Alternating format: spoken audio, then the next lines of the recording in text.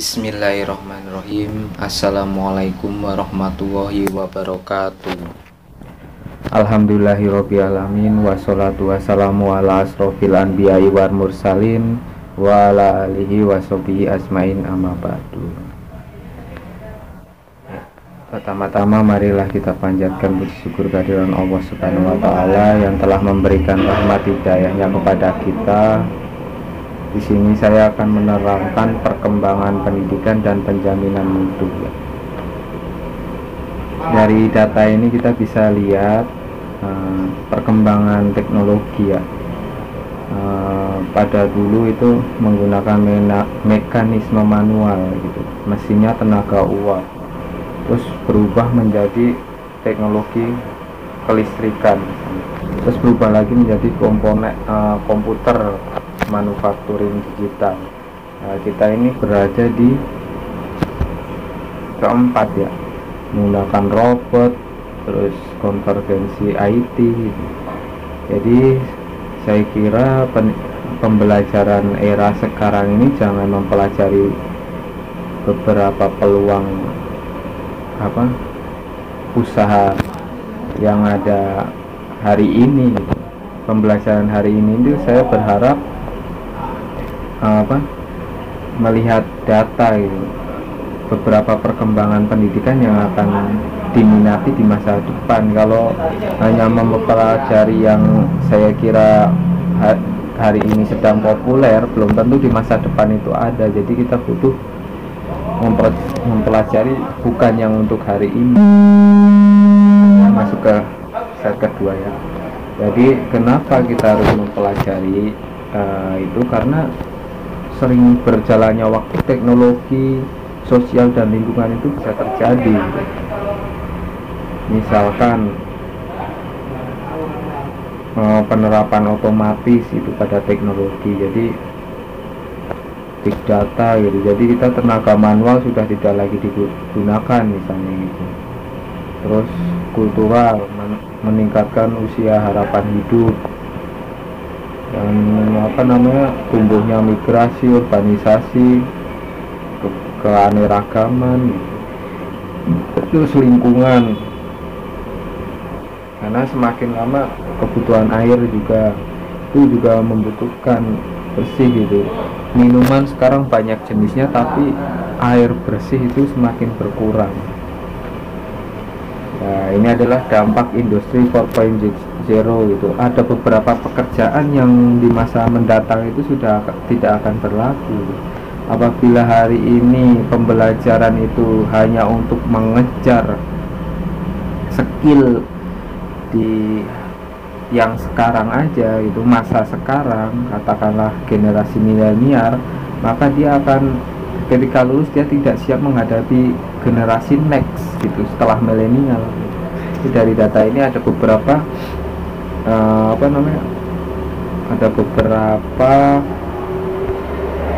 keahlian yang di masa depan itu akan hilang gitu. Misalnya operator gitu, mesin, buruh perakitan, dan ada beberapa pekerjaan yang mungkin pekerjaannya kita anggap di masa yang mendatang itu akan banyak diminati atau dibutuhkan gitu, seperti dan lain sebagainya.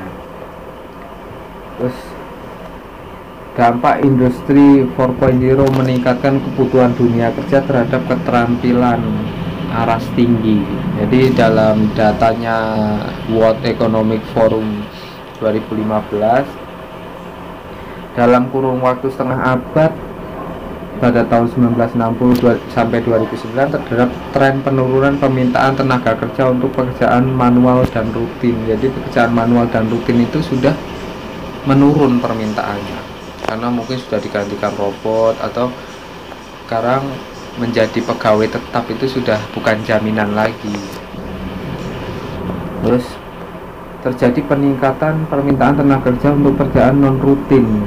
Jadi dulu kalau mungkin ini pernah ada cerita pengalaman itu, dulu masyarakat itu sama perusahaan sudah pasti dijadikan karyawan tetap, tapi melihat sejarah pada tahun 98 terjadinya krisis moneter gitu. dan perusahaan berangkut karyawan tetap tersebut tidak tahu diri, itu malah menuntut perusahaan minta pesangon. Perusahaan sedang bangkrut kok menuntut minta pesangon. Makanya perusahaan sekarang itu mengambil pelajaran dari itu, makanya butuh tenaga non rutin atau tidak tetap agar dia tidak punya hukum untuk menuntut. Kalau memang waktunya diberhentikan, sudah putus hubungan hukumnya itu. Nah, kita kemampuan memecahkan masalah itu. Jadi pekerjaan atau keterampilan yang dibutuhkan di masa mendatang itu berdasarkan sumber ekonomi World Forum Analysis itu sangat dibutuhkan pemecahan masalah. Jadi saya kira seperti filsafat itu, dia bisa memecahkan masalah tanpa bantuan motivator karena dia berpikir.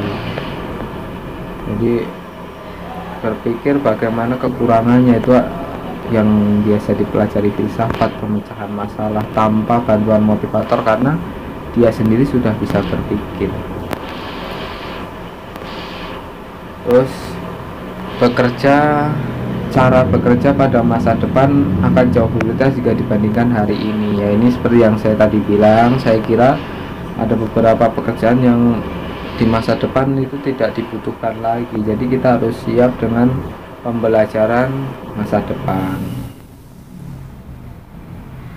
SDM unggul yang dibutuhkan di masa depan tidak bisa diciptakan oleh perkembangan ilmu yang dibentuk berdasarkan tren masa lalu. Jadi misalkan hari ini kita mempelajari tentang operator pabrik, itu sangat diminati. Belum tentu masa depan itu pekerjaan terutama jurusan teknik kendaraan ringan itu sangat dibutuhkan operator. Kita bisa jadi trennya itu akan hilang, tidak dibutuhkan lagi atau bisa digantikan dengan robot. Kita harus siap menghadapi zaman itu. Ya, Indonesia akan siap mengalami perubahan yang signifikan. Misalnya karena meningkatnya kelas pendapatan gitu kan, yang kaya semakin kaya, yang miskin semakin miskin, atau terjadinya inflasi dan lain sebagainya gitu. Itu akan mempengaruhi ya. Terus Indonesia akan menjadi lebih berliterasi digital, stabil secara politik, dan sukses dalam pemberantasan kemiskinan. Ya, bisa kita lihat walaupun ini sumbernya dari Economic Intelligence Unit ya, padahal kita sebenarnya paling rendah ya di dalam literasi.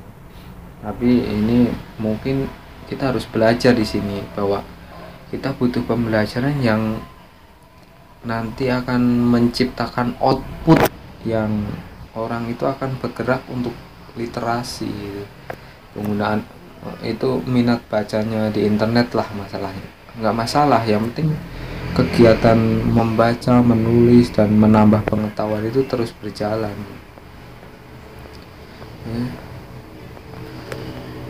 Nah, Indonesia juga akan mengalami perubahan pasar tenaga kerja.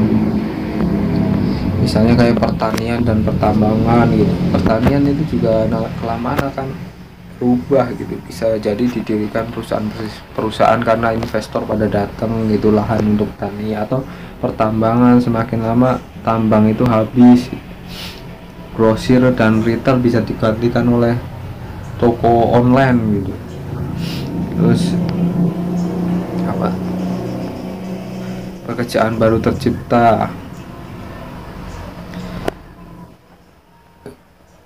ya, itu 62% pekerjaan baru akan hadir di sektor produksi, transportasi, dan retail. Indonesia membutuhkan SDM yang terpelajar, hulur, adaptif, dan kolaboratif untuk mencapai target pembangunan 2045. Jadi sekarang kita pembelajaran juga eranya STEAM ya, Science, Technology, Engineering, Mathematics, and Art.